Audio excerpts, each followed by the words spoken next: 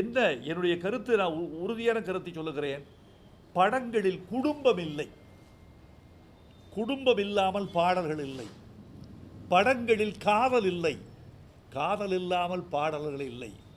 படங்களில் பெண்களுக்கு முக்கியத்துவம் இல்லை. பெண்களுக்கு முக்கியத்துவம் இல்லை என்றால் கதை சத்து இருக்காது.